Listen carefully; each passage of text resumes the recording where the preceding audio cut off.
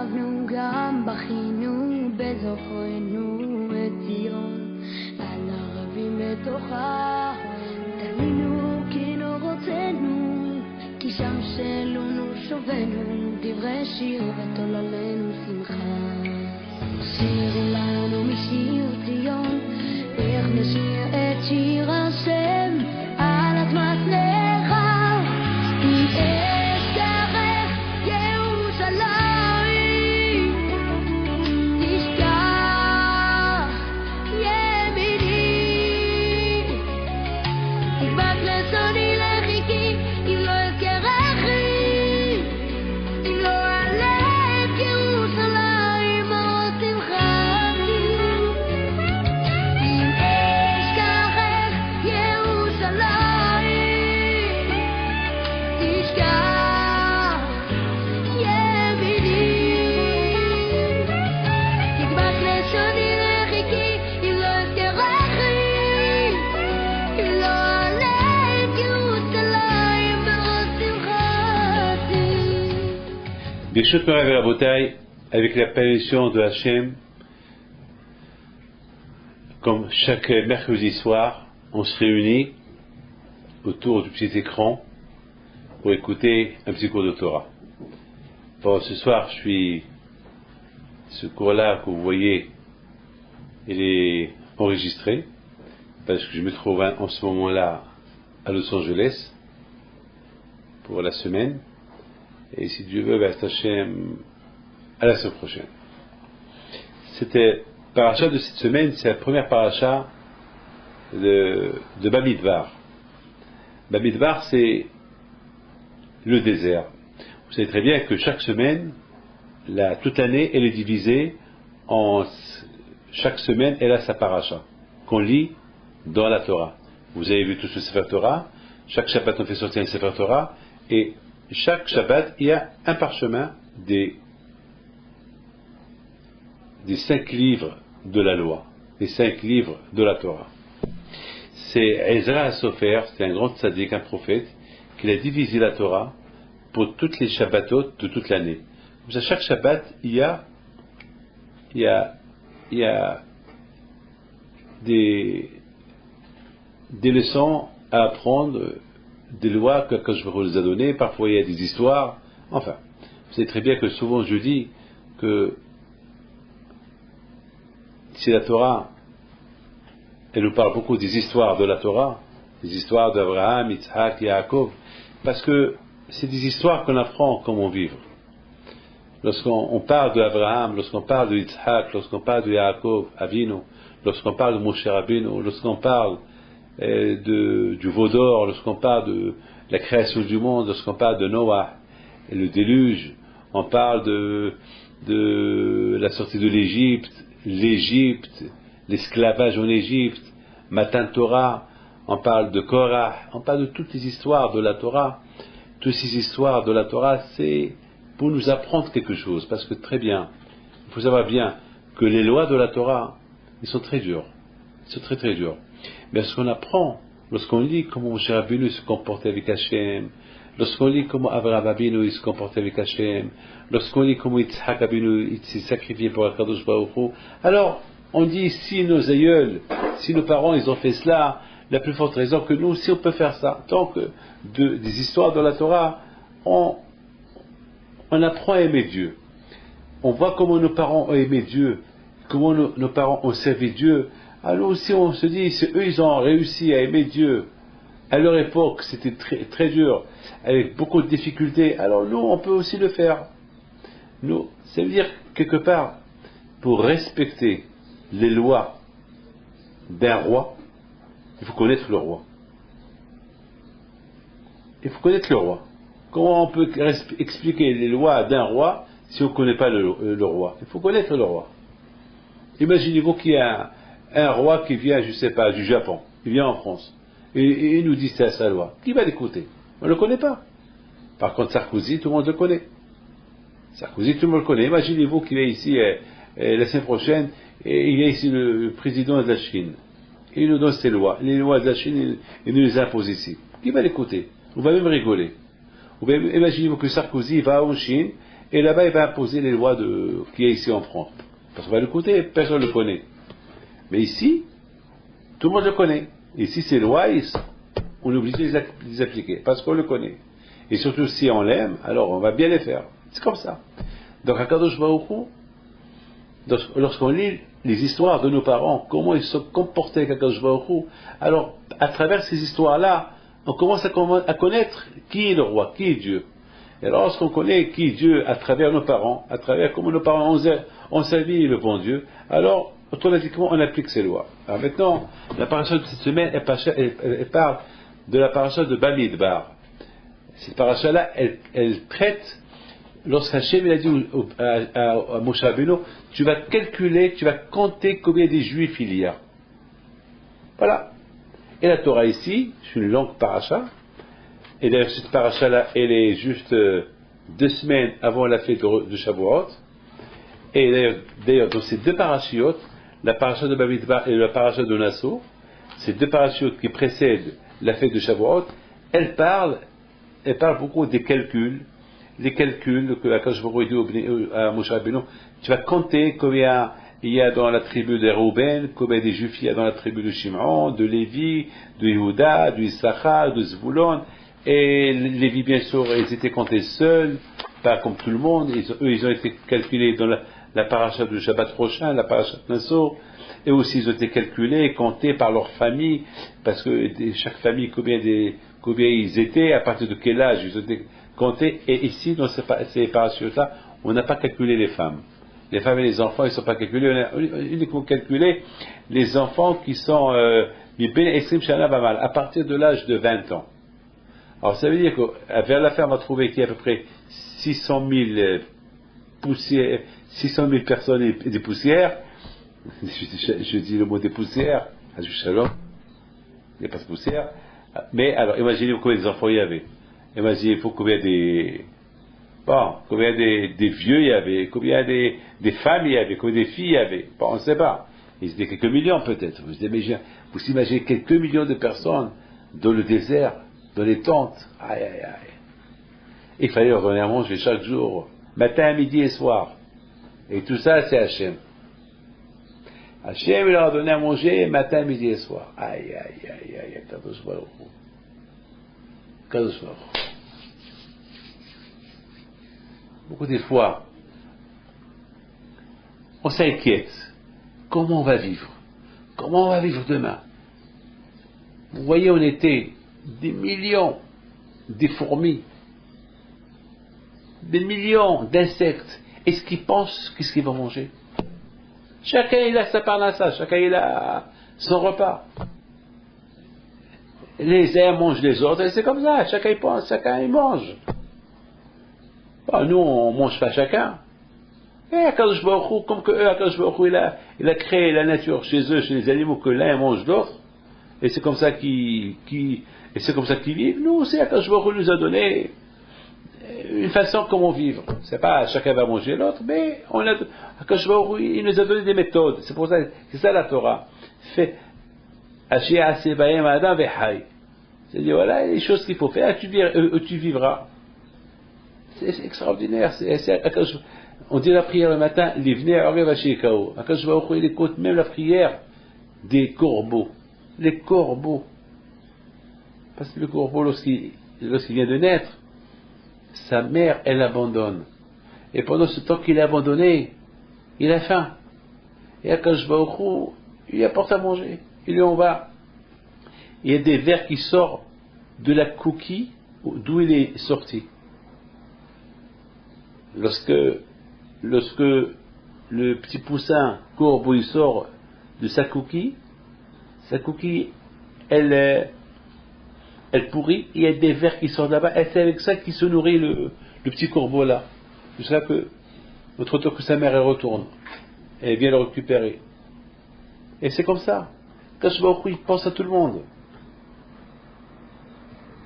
Beaucoup de fois, je vois, on était, je sais pas, je suis au Maroc, en Israël, ou en France, dans la campagne, je vois par exemple des milliers d'insectes, des milliards d'insectes, des fourmis qui font des autoroutes, les fourmis.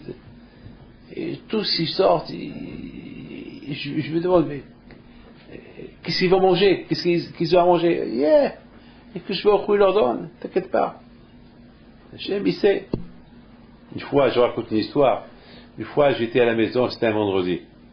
Et j'ai vu c'était en plein hiver, j'ai vu une fourmi. Chez moi à la maison. En plein hiver, il faisait froid, il neigeait dehors. Et je me suis posé la question, d'où elle est sortie cette fourmi? Ça m'a fait drôle, d'où elle est sortie cette fourmi. Je comprends l'été, elle est là. Mais en hiver, qu'est-ce qu'elle fait là? Ben, même si elle s'est perdue chez moi, ben, elle ne va pas se perdre pendant 6 mois. Depuis l'été jusqu'à le mois de janvier chez moi, c'est quoi? Où elle s'est perdue? Donc elle a dû se cacher quelque part. C'est quoi ça? Où elle s'est cachée? Bon, je commençais à la suivre, je commençais à voir qu'est-ce qu'elle va devenir. Peut-être où elle va retourner à sa place. Et mon secrétaire qui était là, il voyait que je l'inquiétais, voulait la tuer. Je lui dis non, ne la tue pas. Je veux voir qu'est-ce qu'elle fait.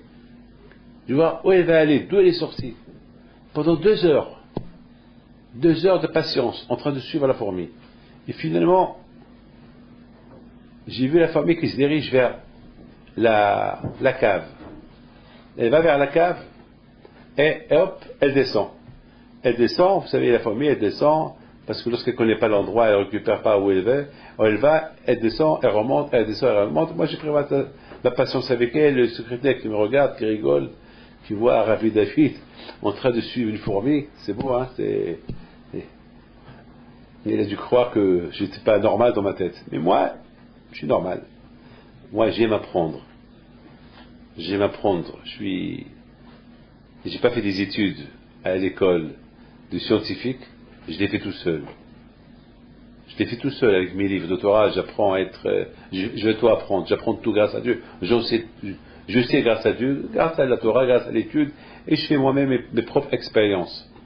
Sans laboratoire, sans rien du tout. Avec la Chokhma, avec la sagesse, avec l'aide de la Torah. Et je découvre plus vite que les autres, grâce à Dieu. Et voilà, la bouteille, je vois la fourmi, elle descend, et après, elle descend encore un escalier, et hop, je vois qu'elle descend à la 4e escalier, au 5e, et je vois qu'elle se fait piéger dans les toiles d'araignée. Et je vois une araignée qui sort, et hop, elle attrape. Elle entoure, elle la prend vers elle. Et je commence à réfléchir. Tu vois, David, Akadosh Baruch Hu, il sait qu'il y a une araignée dans la cave. Et cette araignée dans la cave, il faut qu'elle mange. Et qu'est-ce qu'elle va manger en hiver? Et en hiver, il n'y a pas de verbe. Et en hiver, il n'y a pas de fourmis. Il n'y a pas d'insectes. Il n'y a rien. Quoi, elle va crever? Alors, qu'est-ce qu'il avait Akadosh Baruch Hu? Il a fait qu'il y avait chez moi à la maison une fourmi qu'elle a pris son Shabbat. Elle a voulu passer un bon week-end chez moi, un week-end de quelques mois, chez moi à la maison. Et au moment voulu, le moment que cette fourmi-là, cette araignée-là, c'est l'heure qu'elle doit manger, c'est son jour, il est venu, quand je crois qu'il a fait que la fourmi sort de sa cache, de sa cachette, elle se dirige vers où? Vers là où Hachem lui dit de se diriger. C'est pas elle qu'elle a choisi la direction qu'elle devait prendre, parce que si elle devait choisir, elle va être sortie dehors, ou elle reste à sa place, sans bouger, passer bien son hiver là-bas. Non. 100 jours, elle est venue. Et voilà, elle a fait tout un chemin, sans savoir, parce qu'il fallait qu'elle reçoive ces ondes de Hakadosh Baruch Hu du ciel, ça prend du temps. Donc ça a pris 2 heures, 3 heures, jusqu'à qu'elle est arrivée vers l'escalier. Elle remonte, elle descend, elle remonte, elle descend, jusqu'à qu'elle descend, finalement, et l'araignée, elle vient, elle l'attrape, elle la mange. Alors si Hakadosh Baruch Hu pense à l'araignée, si Hakadosh Baruch Hu pense de quoi faire vivre l'araignée pendant la période de l'hiver, alors bien sûr qu'Hakadosh Baruch Hu va penser à moi. Hakadosh Baruch Hu va penser à l'être humain que pour lui, et le monde a été créé, et les araignées aussi, ils ont été créés pour servir l'être humain. Donc, tout dépend de l'émouna et du bitachon de l'homme vis-à-vis de Hakadosh Baruch Hu. Donc, à Botaï, les Juifs qui étaient dans le désert, quelques millions de Juifs, comment ils ont pu vivre 40 ans dans le désert, dans le soleil, dans le froid? Il n'y avait ni... C'est impossible, c'est pas possible, ils n'avaient pas... Le désert, il n'est pas traité pour habiter dedans. C'est pas... On ne peut pas habiter dans un désert. Et pourtant, ils ont habité là-bas pendant 40 ans. Et qui a fait qu'ils ont pu vivre et exister 40 ans, et de là-bas ils sont entrés en Terre Sainte? Akadosh Baruch Hu. Donc Akadosh Baruch Hu, il peut tout faire. Donc, c'est pour cela que la Torah nous parle du Midbar dans le désert. Les Juifs ont reçu l'ordre de rester, de traverser le désert pour montrer au monde entier que Hachem, il est capable de faire vivre une nation sans rien dans le désert. Et même que c'est pas possible, que je peut rendre possible. Le manger descendait du ciel, les vêtements qui étaient sur eux, ils n'ont pas pourri, ils n'avaient pas besoin de se laver parce que le Talmud dit qu'il y avait un vent qui venait et qui les lavait.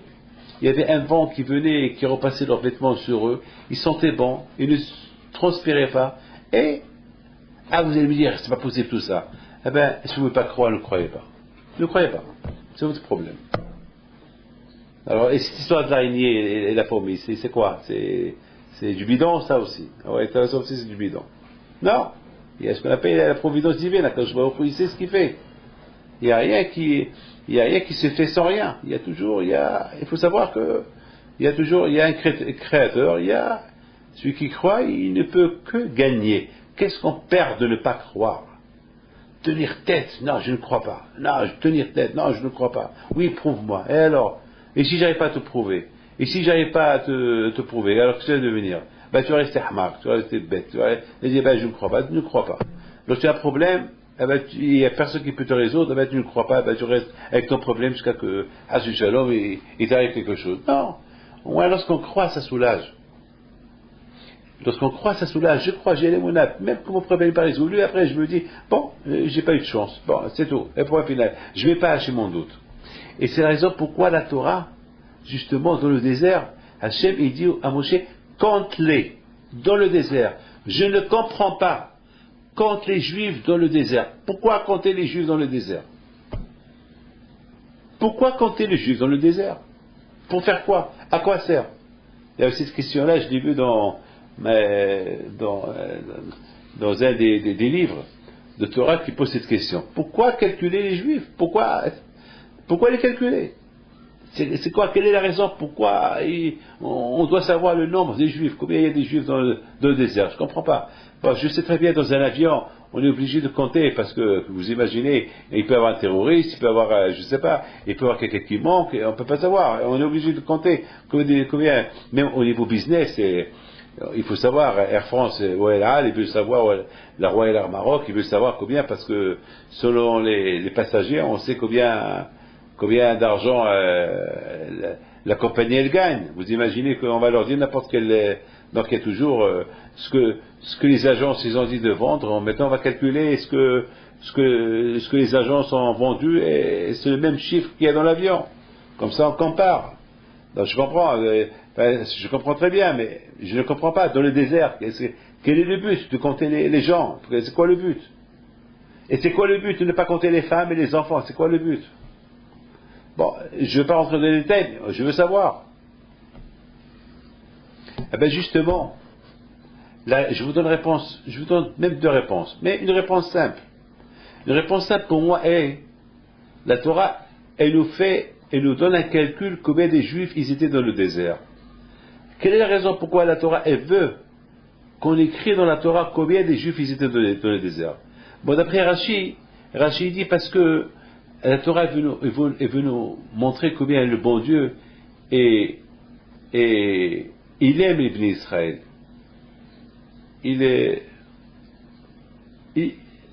Chaque fois lorsqu'on compte quelque chose, ça prouve combien on aime la chose. On ne va pas compter quelqu'un parce que on n'a rien à faire. Par exemple, lorsqu'on compte l'argent, c'est parce qu'on aime l'argent. Vous savez, les yeux, ils sont ils sont gourmands. On compte, on reçoit beaucoup d'argent, on compte, et après on recompte. Et après on recompte. Est-ce que les pièces on les compte? Non, les pièces on les compte pas parce que, surtout les centimes, on les compte pas parce qu'ils n'ont pas, ils ont pas beaucoup de valeur. Pour le pauvre, peut-être oui, pas pour le riche. Mais pour le riche, s'il y a des billets de 500 euros, il va les compter. Ça donne un plaisir de compter, de recompter, parce que les yeux, ils sont appétits, ils ont l'appétit, ils veulent voir encore. C'est pas, on compte 2 fois, 3 fois, 4 fois, ça ne veut pas dire les billets vont doubler. Non, c'est personnel. Akadosh Baruch Hu, il aime tellement les bénis Israël, à tel point qu'il les aime. Comme ce pauvre-là, qui compte même les petits sous, Akadosh Baruch Hu, il compte tout le monde. Dans la Torah, c'est écrit uniquement le nombre des grands et des hommes, pas des enfants et des femmes. Pourquoi? Ben justement, la Torah, elle veut nous apprendre un enseignement. La Torah, elle veut nous apprendre que ceux qui sont comptés, c'est uniquement ceux qui sont capables de travailler. À partir de 20 ans, on est capable de travailler. Moins de 20 ans, on n'est pas capable de travailler. On n'est pas assez mûr. À partir de 20 ans, on est mûr. Donc c'est ça, Akadosh Baruch Hu, il met le point sur ceux qui ont à peu près 20 ans. À partir de 20 ans. Beben Esrim Shana, Damala. C'est-à-dire que c'est très important pour Akadosh Baruch Hu qu'à partir de cet âge-là, de 20 ans, tu dois être mûr, tu dois être un homme qui fait les mitzvot, Torah et mitzvot. Et justement, les femmes, la Torah ne les calcule pas, les femmes. C'est pas parce que Akadosh Baruch Hu ne les considère pas. Non, c'est parce que les femmes, eux, ils s'occupent, ils ont un autre travail. Ils ne sont pas obligés d'aller étudier la Torah. De temps en temps, ils peuvent aller écouter un cours de Torah, mais ils ne sont pas obligés. Ils ne sont pas obligés de faire la prière. S'ils veulent, ils peuvent. Il y a beaucoup de mitzvot que les femmes ne sont pas obligées de les faire. Les enfants aussi. Jusqu'à un certain âge, ils ne sont pas obligés de faire certains mitzvot. S'ils font, c'est uniquement pour les éduquer. Les éduquer. Donc c'est la raison pourquoi les filles aussi, on ne les calcule pas les filles. C'est pas parce qu'on les aime pas. Sans les filles, on n'est pas là. Il faut qu'on se marie. On a besoin des femmes. Et bien justement, la Torah, elle dit non. Les femmes, ils ont un autre rôle. Les femmes, Akadosh Baruch Hu, il a déjà préparé un rôle pour les femmes. S'occuper de leur mari, s'occuper des enfants, l'éducation. C'est très important. Aujourd'hui, malheureusement, la femme, elle dit, elle veut prendre aussi le rôle de l'homme. Voilà cavote, elle peut si elle veut. Elle a ma permission si elle veut. Elle peut prendre le rôle d'homme, mais qu'elle n'oublie pas. Qu'elle n'oublie pas son rôle de femme. Qu'elle n'oublie pas, parce que c'est à cause de ça qu'il y a beaucoup de problèmes de couple. Parce que la femme, elle veut prendre le rôle de l'homme, elle s'oublie qu'elle est une femme. Et beaucoup de fois aussi l'homme, il fait pareil. Il veut prendre le rôle de la femme, et il oublie qu'il a le rôle d'un homme. Je me rappelle une fois, j'étais au Maroc, j'étais chez quelqu'un, et chaque fois je voyais que le mari, il rentrait à la cuisine. Il discutait avec sa femme. Et à un moment donné, encore il rentre, il discute avec sa femme, il sort. J'étais chez eux pendant une semaine. Et tout le temps, je voyais que la femme était tendue. Et chaque fois lorsqu'elle rentrait, lorsqu'elle nous servait, elle était un peu tendue, la pauvre n'était pas à son aise. Alors qu'est-ce que j'ai fait? Je me suis levé, j'ai suivi le mari. Et je voyais que le mari, il criait à sa femme.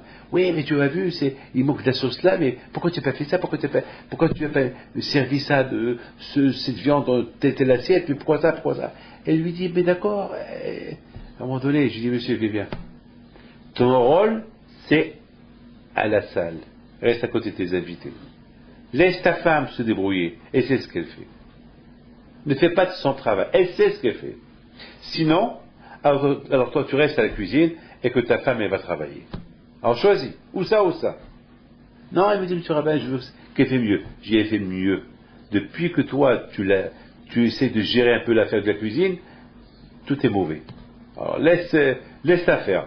Lorsque tu es à côté de moi, tout ce qu'elle fait, elle le fait bien. Mais dès que tu rentres chez elle et tu rentres après, tu t'assois avec nous, c'est pas bon.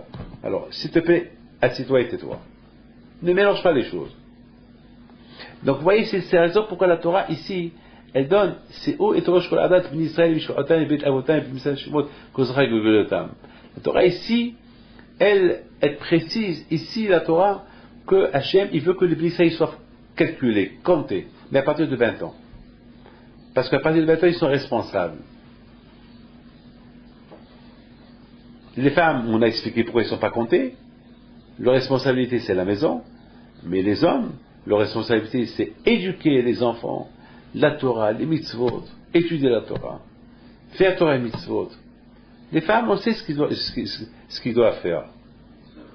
Et c'est la raison pourquoi, justement, la Torah, elle nous crie, elle veut nous montrer qu'il a donné aux hommes l'importance comment gérer le judaïsme. Première chose. Deuxième chose, la Torah elle veut nous apprendre combien Akadosh Baruch Hu il aime Am Israël. Combien Akadosh Baruch Hu il aime Am Israël. Il les compte chaque fois.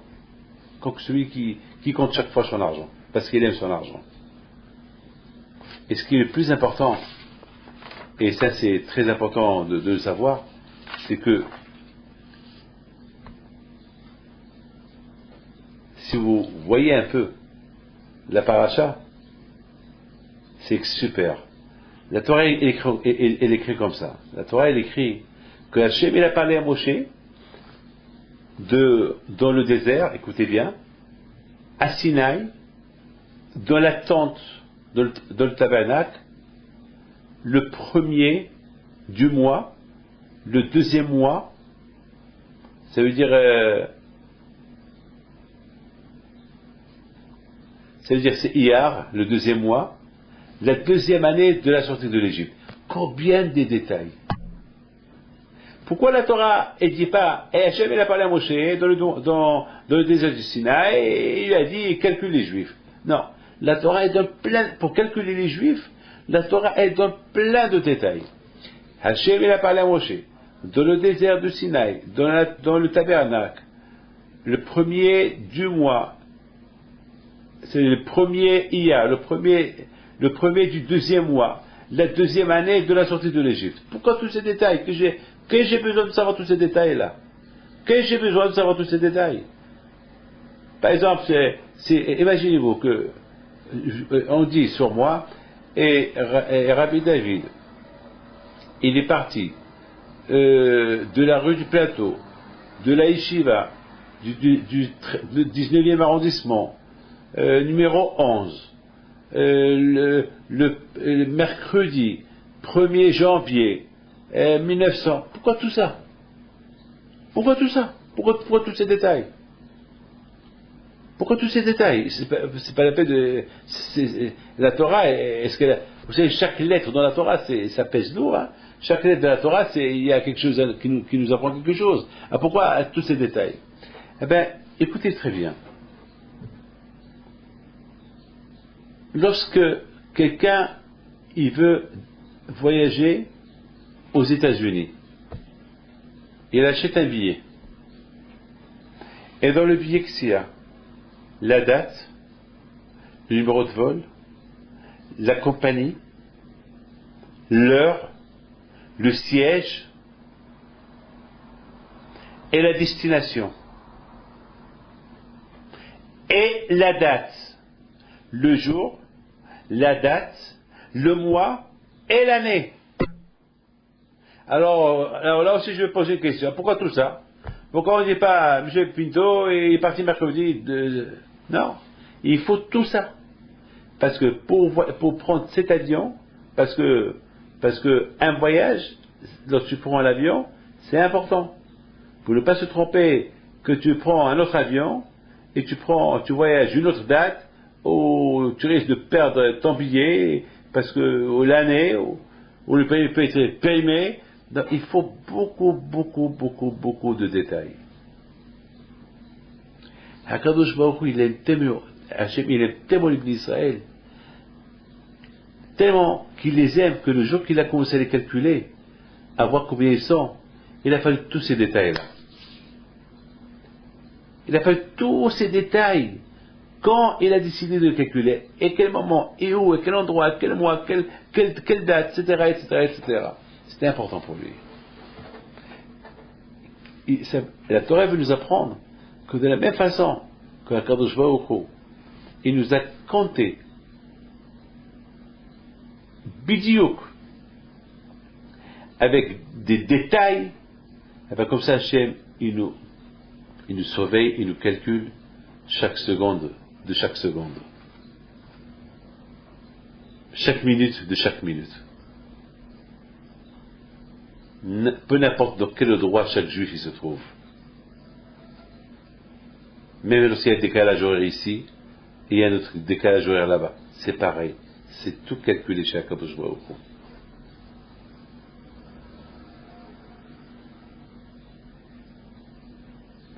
Le Sachem, il proclame son amour au Bnei Israël. Il ne dit pas je les aime. Mais Hachem, il veut dire exactement comment il les aime. Et à partir de quel moment il les aime. Et quand il les aime. Et comment il les aime.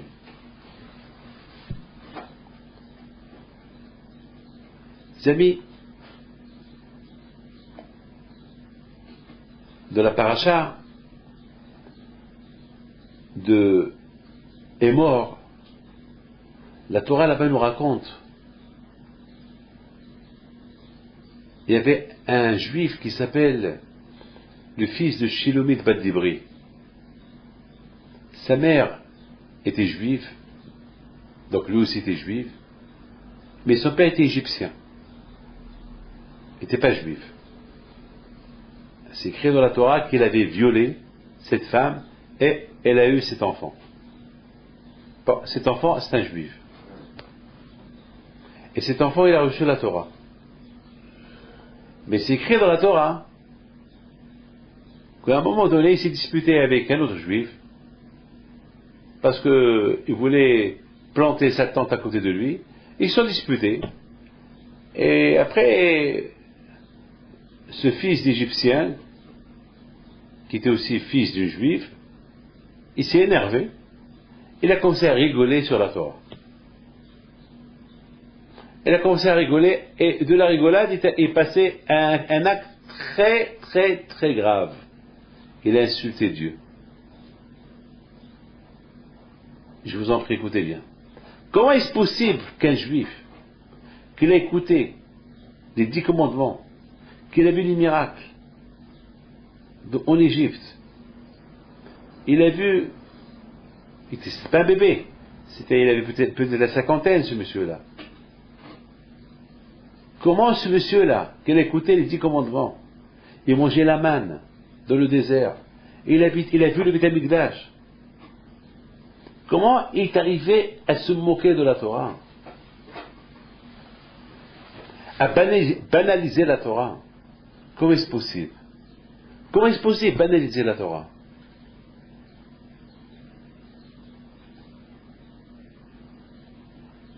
C'est dur à croire. Mais ça s'est passé. C'est dur à croire, mais ça s'est passé comme ça. Et après, il a insulté Dieu.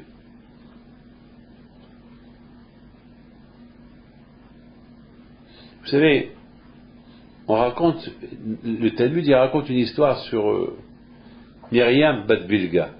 C'était une fille du Kohen Gadol, à l'époque des Grecs, à l'époque des Hashmonaïm. Avant le miracle de Hanouka, les Grecs ils gouvernaient Israël. Et lorsque les Grecs ils ont occupé Israël, ils ont arrêté, ils ont cessé les sacrifices qui se faisaient au temple, ils ont commencé à sacrifier les cochons. C'était des Grecs, des Goïs, ils ont commencé à sacrifier les cochons. Et finalement, un jour, Myriam Bat Bilga, qu'elle a fait connaissance d'un grec, et elle a quitté sa religion juive, elle est partie avec lui. Et un jour, elle vient au temple, elle vient au Beth Amikdash, elle vient vers l'autel du sacrifice, elle donne un coup de pied elle commence à donner un coup de pied à l'autel de sacrifice. Elle a commencé à dire, toi, comme des juifs, ils ont sacrifié des sacrifices sur toi, et voilà maintenant, ils sont menacés d'assimilation, ceux qui respectent la Torah, ils ont été massacrés, et toi, où es-tu? Elle parle avec qui? Elle parle avec l'autel de sacrifice, mais au fait, elle parle avec Dieu. Parce que l'autel de sacrifice, c'était là-bas, on sacrifiait des sacrifices pour Dieu, c'est-à-dire qu'elle parlait, se disant, elle parle à Dieu. Et toi, Dieu, où tu es? Malheureusement, aujourd'hui, beaucoup des Juifs qui disent, où étais-tu lorsque les Allemands ont tué les Juifs? C'est vrai, je comprends, j'ai de la peine. Vous savez que moi aussi, je suis Juif, moi aussi. Moi aussi, j'ai de la peine, j'étais à Auschwitz. Et j'ai vu Auschwitz, j'ai vu ces camps de concentration. Moi-même, ça m'a révolté un peu. Moi-même, j'ai dit, Hachem, comment est-ce possible Après, j'ai dit, David, tais-toi. C'est ça le prix d'être juif. Le prix d'être juif, c'est le sacrifice. Si tu dis tu aimes Dieu, alors il faut aimer Dieu, pas lorsque tout va bien. Il faut aimer Dieu lorsque c'est pas facile. On apprend ça de Yitzhak Abinu. Yitzhak Abinu Alav Shalom, lorsqu'il dit à Abraham, tu prends ton fils, tu le sacrifies. Abraham, il aurait pu dire à Dieu, attends, ça va pas, qu'est-ce que tu me demandes? Tu me demandes et si je sacrifie mon fils, d'où le peuple juif va sortir? Mais il n'a pas posé de question. Il a fait ce qu'Hachem lui a dit de faire. Un juif, il ne pose pas de question, c'est tout. Lorsqu'on prend une vache pour l'égorger dans l'abattoir, est-ce que la vache, il dit, attendez-moi que je me repose, je fais une sieste? Non. Est-ce qu'il dit, je t'en prie, attendez jusqu'à demain? Non. Elle se laisse aller, on la prend, ça y est. Jusqu'à l'endroit où elle est abattue, c'est ça. Où elle est égorgée, c'est ça. Donc, cette femme-là, Myriam Bat Vilga, elle a commencé à respecter, oui Hachem, où tu étais, lorsque tout l'argent qu'ils t'ont donné, les sacrifices qu'ils t'ont fait, maintenant voilà où tu es. Alors, tout ça c'est bidon. Je vous dis quelque chose. Il dit, Habit Haïm, comment est-ce possible que cette fille-là, qui a été le fille du Kohen Gadol, comment est-ce possible, elle, que son père, toute sa famille travaille dans le temple de Beth Amikdash, est arrivée à parler comme ça à Dieu? Et qu'est-ce qu'il dit Habit Haïm? Cette femme-là, c'est la fille du Kohen Gadol. C'est une juive. Mais si elle parle comme ça, c'est qu'elle n'était pas convaincue. Elle n'a pas reçu une éducation convaincue. Et ses parents n'ont pas convaincu dans la religion. Parce que lorsqu'on éduque nos enfants, il faut les convaincre. On ne peut pas forcer les enfants. Fais ça. On ne peut pas. Il faut aller doucement avec eux. Il faut éduquer les enfants avec un beau rythme, avec sagesse. C'est pas avec ça, avec les coups, tu vas les rendre des bons juifs. Non. Tu peux pas. C'est pas possible. Parce qu'un enfant, de plus que tu le pousses à faire, tu l'agresses, il devient contre toi. Il se révolte à la fin. Il faut depuis le départ, quand il y a quelqu'un qui fait mes Shabbats, il est à la plage avec toute sa famille, et un jour il fait teshuva. Son père il est mort, il fait teshuva. Et après il commence à mener la terreur à la maison, pourquoi ils allument la télévision Shabbat, et on dit, écoute-moi, toi jusqu'à maintenant tu faisais comme ça, toi tu as fait teshuva, nous, toi maintenant tu es convaincu, moi nous on n'est pas convaincus, il fallait nous éduquer depuis qu'on était jeunes, mais toi c'est pas possible. Il a commencé à se disputer avec eux, ils l'ont tout quitté, ils sont tous mariés avec des goy. Voilà, et lui aujourd'hui il pleure, c'est ta faute. Donc l'éducation, si le Kohen Gadol de l'époque, s'il avait éduqué une bonne éducation à sa fille Myriam, Myriam n'aurait pas parlé comme ça. 100%, il faisait semblant qu'il était un grand tzaddik, mais il n'était pas un tzaddik. Il peut-être critiquait les gens, il parlait de la shonara chez lui à la maison, il était bien avec tout le monde dehors, mais chez lui il se comportait d'une autre manière. Il y a beaucoup de gens qui se comportent, les gens comme des tzaddikim, mais à la maison ils sont, regardez-moi tout, je suis un rabbin, il faut que je suis comme ça à la maison. Mais si devant vous je suis bien et à la maison je suis un autre, je prends mon chapeau, je prends mon équipage, j'achète et j'enlève ma chemise Qu'est-ce qu'ils vont apprendre les enfants? Ils vont dire, celui-là, c'est deux visages. Monsieur, le rabbin des deux visages. Qu'est-ce qu'ils vont apprendre de moi? Et si demain je leur donne, je leur dis, il faut faire ceci, cela dans la Torah, ils vont pas me croire. Parce qu'ils vont me dire, papa, qu'est-ce que tu es en train de nous apprendre? Toi-même, tu n'es pas convaincu. Qu'est-ce que tu es en train de nous... Donc, oui, c'est ça. Mais les gars, si elle parle comme ça, c'est que il y a un problème. Bon, d'après ça, je comprends. Ce juif-là, qui est le fils d'une juive et le fils d'un Égyptien, s'il est arrivé à banaliser la Torah et à insulter Dieu, c'est parce qu'il n'a pas reçu une bonne éducation, il n'a pas écouté des bonnes choses chez lui à la maison, sur Dieu, sur la Torah. Sinon, et c'est pas possible qu'il parle comme ça. Mais ce qui est important, extraordinaire, c'est dans cette paracha de Hémor, la Torah, elle nous parle des Kohanim.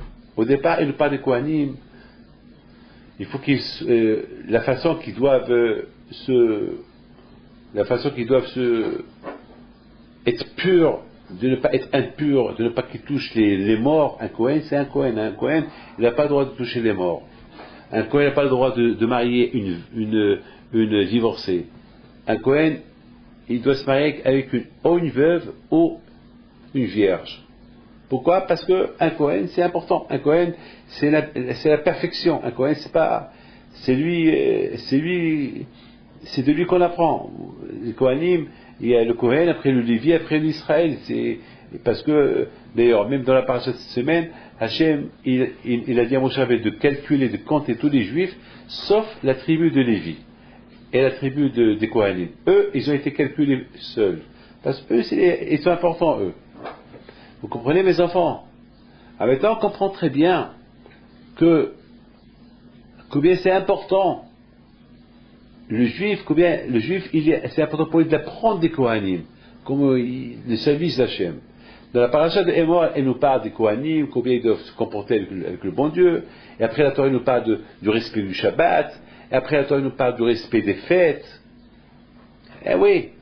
Pourquoi? Parce que beaucoup de fois, le fait de faire tout le temps le Shabbat, après on s'habitue. Après on a un peu ras-le-bol. Alors, Hachem nous a donné des fêtes. Des fêtes qu'on peut aussi cuisiner. Parce que le Shabbat, on ne peut pas cuisiner. Mais pendant les fêtes, on peut cuisiner. Allumer d'un feu à l'autre. Donc, tout cela pour la fête, Shabbat, c'est pour nous approcher de HaKadosh Baruch Hu. Une fois, j'ai dit, pourquoi Hachem ne nous a pas donné une seule mitzvah? Pourquoi plein de mitzvot? Parce que si on fait toujours la même mitzvah, après on se dégoûte. Mais le fait qu'il y a beaucoup de mitzvot, une mitzvah est différente de l'autre, etc., etc.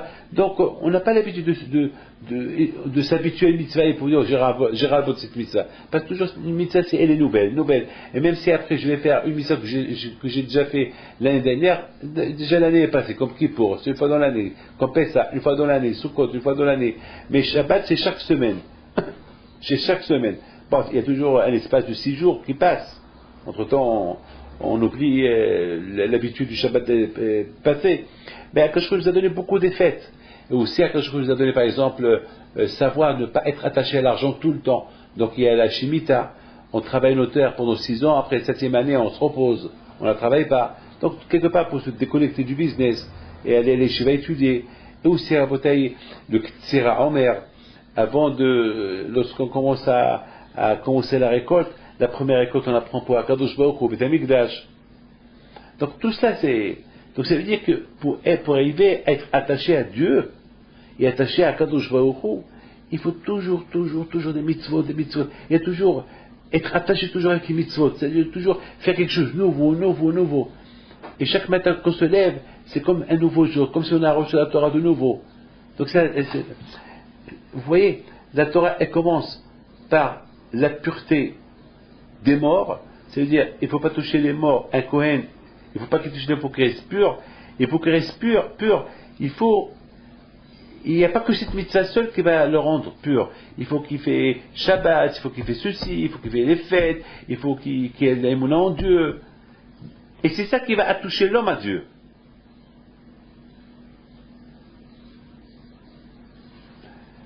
Le fait qu'il y a toujours des mitzvot différentes les uns des autres, alors ça On trouve toujours du nouveau dans chaque mitzvah. Alors, ça nous fait attacher à Dieu.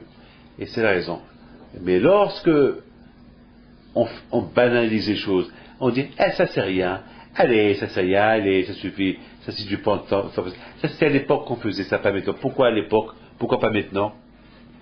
Pourquoi pas maintenant? Pourquoi on dit, c'était à l'époque qu'on mangeait, mais on ne mange plus? Mais si tu ne manges plus, tu crèves. Alors, toujours c'est toujours. Alors, il n'y avait pas, c'était avant, il n'y a pas. La Torah, de la même façon qu'on a reçu la Torah il y a quelques milliers d'années, cette même Torah, elle est restée. Cette Torah n'a pas changé. Donc, lorsqu'on ne fait pas attention, on banalise les choses, ça y a, et ça y a. Allez, Shabbat, pourquoi on ne prend pas l'ascenseur, pourquoi on ne peut pas allumer la lumière, pourquoi on ne va pas mettre la minuterie à la télévision, ça y a tout ça, allez, ça suffit.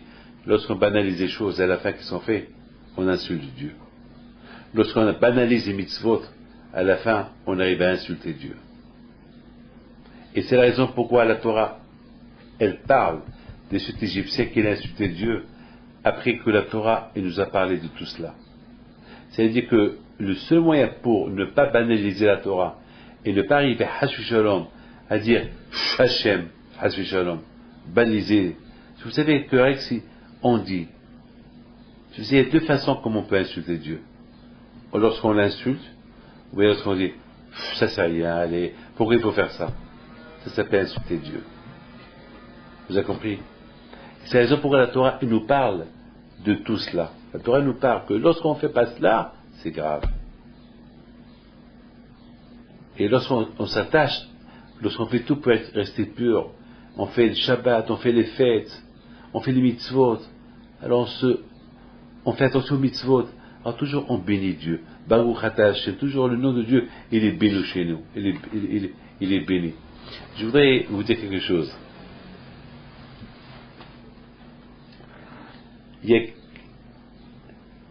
Lorsqu'il y a 2 semaines, j'étais quelque part il y a 2 semaines, je suis parti à un enterrement au 16e. J'étais à une clinique et j'étais voir, c'est M. Yahya Tojman, alav shalom, et lorsque j'étais de retour, de loin je voyais la tour Eiffel. Et je voyais un monde fou dans la tour Eiffel. Tout le monde qui prenait des photos. Et je me suis posé une question. Est-ce que les gens, les immeubles, les locataires qui habitent dans les immeubles qui sont autour de la tour Eiffel, est-ce que chaque seconde ils rentrent et ils prennent des photos à la tour Eiffel? Non. Pourquoi? Parce qu'ils sont habitués. Et qui prend les photos à la tour Eiffel? Les touristes. Dès qu'ils arrivent, les touristes, waouh, ils voient la tour Eiffel, waouh, et ils appellent mademoiselle, pareil, comme ça ils disent ici en France, ils appellent la tour Eiffel mademoiselle. Je ne sais pas pourquoi on ne l'appelle pas monsieur, je ne sais pas pourquoi. Bon, je ne vais pas rentrer dans les détails. Peut-être parce qu'elle a une forme d'une femme, et pourquoi pas la forme d'un homme, gros, je ne comprends pas. Bon, ça c'est parce que toujours ils pensent la France c'est les femmes. Toujours on pense aux femmes, c'est tout. Toujours la discussion de ceux qui étudient la Torah, ils vont parler que des femmes, toujours c'est des femmes. Je me rappelle une fois dans un avion, il y avait un monsieur qui regardait une femme. Et chaque femme, chaque fois qu'elle remarquait qu'il la regardait, elle s'arrangeait encore. Et je commençais à rigoler tout seul. Imaginez-vous que cet homme-là, il regarde un autre homme. Qu'est-ce qu'il va dire l'homme? Qu'est-ce que tu es en train de regarder? Mais la femme, ça lui plaît. Elle veut qu'on la voie. Mais dans la Torah, justement la Torah, elle ne veut pas qu'on regarde trop la femme. On n'est pas trop pour ne pas avoir de mauvaises pensées. C'est pas que la Torah elle veut nous priver de voir la beauté d'une femme, non. Tu peux trouver la beauté d'une autre femme, si tu veux. La Torah, elle s'appelle une femme. Comme il y avait un rabbin qui a dit, moi j'ai 2 femmes.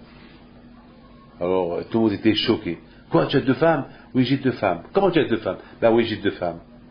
Comment? Et la première, c'est la Torah. Et la deuxième, c'est ma femme. Et toujours, la première femme, je l'aime plus que la deuxième. Et ma deuxième femme, elle le sait. Et toujours, elle me dit, non, David, pourquoi tu ne vas pas faire ta première femme, qui est la Torah? Alors maintenant, mes amis, imaginez-vous, les locataires, est-ce que chaque fois, ils sortent au balcon prendre la photo de la Tour Eiffel? Non, parce ils la voient tout le temps, je crois même ils ont marre de la voir. Mais imaginez-vous maintenant un touriste, un invité qui vient, et qu'il est invité chez un des locataires, que son immeuble il est en face la Tour Eiffel. La première chose qu'il va lui dire, viens, je vais te montrer quelque chose de beau. Et il va ouvrir le balcon, il va dire, regardez. L'invité, dès qu'il va voir la Tour Eiffel en face de lui, il va dire, waouh! Le propriétaire, qui se fait faire? Rien. Parce qu'il est habitué. Mes amis, c'est ce que Hachem ne veut pas, Hachem ne veut pas qu'on arrive comme ces messieurs qui habitent en face de la Tour Eiffel, qui s'habituent à voir la Tour Eiffel. Quand je vois, il veut qu'on voit toujours dans la Torah comme quelque chose de nouveau. Pas quelque chose qu'elle est là tout le temps. Parce que quelqu'un qui mange des truffes et le veau et l'agneau chaque seconde, il a marre. Mais qui voit qu'on lui donne un bon pavé une fois de temps en temps, il va aller manger avec appétit. Mais qu'on lui donne un pavé matin, un pavé l'après-midi et un pavé le soir avec des trucs, il va se dégoûter. De même à la Torah, on les étudie chaque seconde, on va se dégoûter. Alors c'est pour ça que je crois que nous avons beaucoup de mitzvot, les unes sont différentes des autres. Pour qu'on ne se dégoûte pas, parce que chaque mitzvah elle est différente de l'autre. Chaque mitzvah elle est différente de l'autre. C'est pour ça, Akadosh Baruch Hu, il veut, nous a fait le Shabbat, et pour ne pas qu'on s'habitue avec c'est pour ça qu'il nous a donné les jours de la semaine, et pour ne pas qu'on s'habitue avec les jours de la semaine, il nous a donné un Shabbat slop, un jour qui est différent des jours de la semaine, qui est là-bas d'autres prières, d'autres choses à faire. Et pour ne pas qu'on s'habitue tout le temps au Shabbat, il nous a donné des fêtes. Que ces fêtes-là, on peut manger, on ne travaille pas, mais on peut cuisiner. Donc c'est un changement. Et des mitzvot. Lorsqu'on se comporte de cette manière-là, on apprécie la Torah et on apprécie Dieu. Mais si, Hashu Shalom, on ne suit pas les règles de la Torah, quand que dans la pureté, on finira par Hashu Shalom, banaliser la Torah et arriver à insulter le nom de Dieu. Et c'est ça la rabotaille, ce que je pense. C'est ça la rabotaille, ce que Hachem il veut de nous. Même David Amelech il dit, une seule chose je demande de toi Hachem, s'il te plaît Hachem, aide-moi à ne pas s'habituer à toi. Aide-moi à ce que chaque fois que je viens vers toi, ça soit comme la première fois que je viens vers toi. Et non pas la deuxième fois, pour ne pas que je m'habitue avec toi. Je vais te sentir toujours nouveau chez moi. Maintenant vous comprenez, on se comporte de cette manière-là, alors que Hachem nous aime, il nous calcule chaque fois, il nous compte. Pour que Hachem, il nous surveille, il nous compte, et il déclare son amour à nous, avec les dates, et les heures, et les mois, etc., etc. Uniquement lorsque nous aussi on lui déclare notre amour. Mais si Hashui Shalom, on rentre à Kadosh Baruch Hu, qu'on s'en fout de lui, alors Kadosh Baruch Hu aussi, il fera de même. Il fera pareil avec nous. Vous savez, Rabotai, je termine avec ça. Ça va vous faire la paix ce que je vais vous raconter. C'est écrit que Titus, lorsqu'il est entré au temple, avant de le détruire, il a pris son épée, et il a déchiré le rideau qui séparait le temple et le Saint des Saints, et il a vu le sang qui coulait. Il a cru qu'il a tué Dieu. Hachem il a voulu croire qu'il a gagné. Il a crié, Hurrah, j'ai gagné, j'ai tué. Après qu'est-ce qu'il a fait? Il a pris le Sefer Torah, il l'a déchiré, il a porté une femme juive et il l'a violée. Sur le Sefer Torah. C'est choquant ce que je vous dis. Hein. C'est choquant, hein. Ça choque. Ça choque, hein. Violer. Ah, vous savez, permettez-moi de vous dire, ne vous choquez pas. Parce que nous aussi, c'est ce qu'on fait. Lorsque on viole, lorsqu'on transgresse une mitzvah, une loi de la Torah, c'est comme si on a violé le Sefer Torah. Comme si on a déchiré le Sefer Torah. Si la Torah te dit ne fais pas ça, et toi tu fais le contraire, ça ne s'appelle pas violer la Torah. On compare la Torah à une femme. Lorsqu'on fait la Torah, c'est-à-dire qu'on est marié avec la Torah. Mais lorsqu'on transgresse les mitzvot de la Torah, comme si on viole les mitzvot de la Torah. C'est grave ce que je dis, mais c'est ça. C'est les choses qui sont claires. Mais lorsque, et Akadosh Baruch Hu il calcule, comme c'est écrit dans Pekavot, et tout ce que tu fais, c'est écrit dans les livres. Tout ce que tu fais, la faute, la date, l'heure, la minute, la seconde, l'endroit, tout ce que vous voulez, c'est écrit dans le livre. Et les conséquences de cette faute-là, si tu as fait une faute, et cette faute elle a fait des conséquences, parce que d'autres ils ont vu ce que tu as fait ou ils se font pareil, alors c'est toi qui encaisses leur faute. Et si d'autres ils font, c'est toi qui encaisses. Et s'il y a 1000 qui font la faute, eh ben c'est toi qui encaisses les 1000 fautes que tu fais. C'est toi la source. Donc mes amis, c'est ça la paracha de cette semaine. La paracha de cette semaine, elle a été donnée dans le désert. Elle s'appelle Bamidbar, le désert. Et pourquoi la Torah, elle appelle ça, cette sidra, le désert, et quand je vais la parler à Moshe dans le désert, pourquoi on ne sait pas, quand Moshe l'a parlé quand Hachem l'a parlé à Moshe dans le désert, pourquoi la Torah, elle nous dit dans le désert? Ben, les Hachamim me disent, pourquoi la Torah, elle a écrit le mot désert?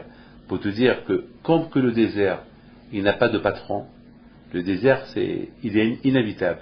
Le désert, il est abandonné. Il n'y a pas de péage dans le désert. Et le désert, c'est un désert. Personne n'habite là-bas. En plus, personne ne va là-bas parce que c'est invivable. Il n'y a pas d'eau, il n'y a pas de commodité. Il n'y a rien du tout dans le désert. Personne n'approche le désert. Eh bien, justement, la Torah, elle veut que chaque homme, il faut qu'il se comporte comme un désert. Il faut qu'un homme dise non, ça c'est pas pour moi, ça c'est pas pour moi. Il faut que l'homme il abandonne son corps pour le service de l'Akadosh Baruch Hu. Et si tu abandonnes ton corps pour le service de l'Akadosh Baruch Hu, tu as réussi. Donc c'est ça. Chacun de nous doit savoir combien il est aimé par Dieu. Et tout cela compte lorsque l'homme il montre lui aussi qu'il aime Akadosh Baruch Hu. Et comme on a dit tout à l'heure, qu'il y a des règles. Tout d'abord, faire attention à ce qui est pur, ce qui est impur. Déjà le matin, dès que vous vous levez le matin, il faut se laver les mains avec un verre, avec un kili. Vous prenez un ustensile et vous versez de la main droite 1, 2, 3, 4, 5, 6. Hommes et femmes et enfants, même les bébés. Lorsqu'on leur lave les mains, leur main, il est pure. C'est la pureté. Parce que toute la pureté qui se colle dans les mains pendant que l'homme dort, la personne dort, a disparu le matin avec l'eau. Donc déjà, on commence la journée dans la pureté. Et si tu commences la journée dans la pureté, alors tu vas faire attention aux autres choses. Mais si tu commences la journée dans l'impureté, ben, tu finiras mal à la fin.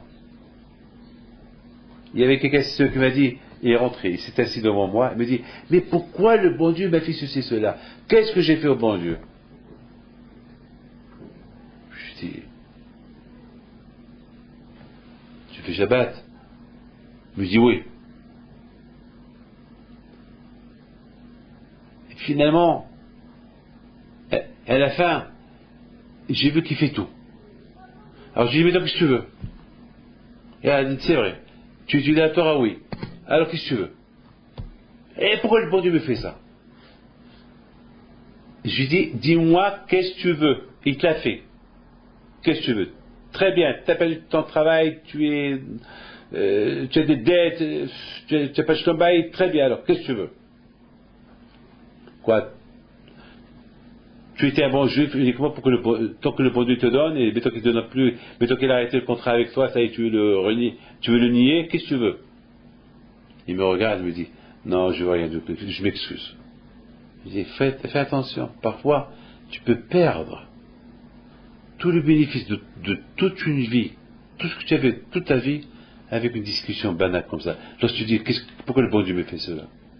Toi, tu sais bien que tu as regretté après. Alors fais attention à ce qui sort de ta bouche. Mais malheureusement, il y a des gens qui font pire que ça. Comme quelqu'un qui m'a dit cette semaine, moi je suis athée. Vous savez, il m'a dit, je lui pardonne, il m'a dit, moi je suis athée. Il vient, il s'assoit devant moi, et il lui dit, moi je suis athée. Je lui dis, tu es super. Je suis super. Au moins, tu dis la vérité. Moi, tu dis la vérité. Parce que la Torah, il veut qu'on dise la vérité. Donc, quelque part, tu es athée, mais tu crois de la Torah. Parce que la Torah, il dit que celui qui dit la vérité, il est super. Donc, tu es super. Il me dit, avant, la Torah, il dit ça? Je dis, oui. Mais il dit, c'est bien ça. Je voudrais bien faire la connaissance de la Torah. Tu vois? C'est extraordinaire. Il vient, il dit, je suis athée. Au fond de lui, il croit. C'est l'orgueil. Je suis athée. Il croit que je lui ai donné une médaille parce qu'il m'a dit, je suis athée.